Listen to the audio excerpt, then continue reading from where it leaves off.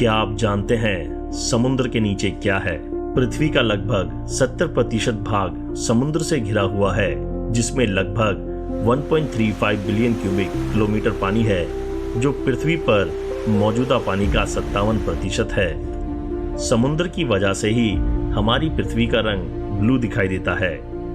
पूरे सौरमंडल में पृथ्वी ही ऐसा इकलौता ग्रह है जिसपे पानी तरल अवस्था में मौजूद है।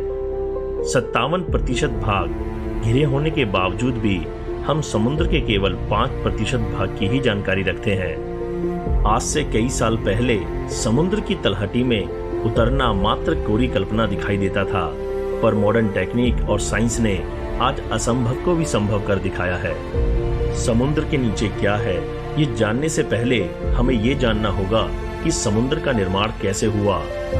आज से लगभग 4.5 अरब साल पहले जब पृथ्वी का निर्माण चालू हुआ तो वह हल्के और भारी पिंडों के परतों में बट गई। हल्के पिंड उभरकर ऊपर आ गए और उन्होंने पृथ्वी के क्रस्ट का निर्माण किया। वहीं भारी पिंडों से पृथ्वी के मेंटल और कोर का निर्माण हुआ। समुद्र का पानी नवगठित पृथ्वी के चट्टानों से आया है। जैसे ही पृथ्वी ठंडी हुई, उन्होंने जलवाष्प और कई गैसें छोड़ी। आखिरकार जलवाष्प संघनित हो गई और उसने समुद्र का रूप ले लिया। आइए अब हम बात करते हैं ओशन फ्लोर की।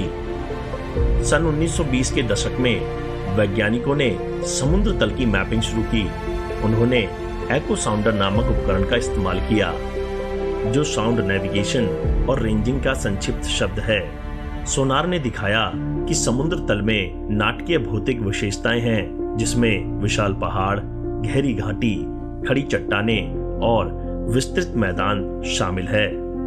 ज्यादातर समुद्र के नीचे पहाड़ों की विशाल श्रृंखला है, जिसे मध्य महासागर रिज कहा जाता है, जो 64,000 किलोमीटर से अधिक तक फैली हुई है।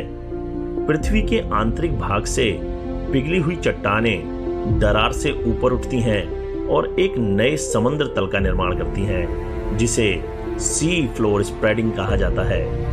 समुद्र तल के कुछ हिस्से गहरे और संकरे होते हैं, जिन्हें समुद्र की खाइयां कहा जाता है। समुद्र का सबसे गहरा हिस्सा चैलेंजर डीप है, जो गुआम द्वीप के पास प्रशांत महासागर में मरियाना ट्रेंच के पास स्थित है।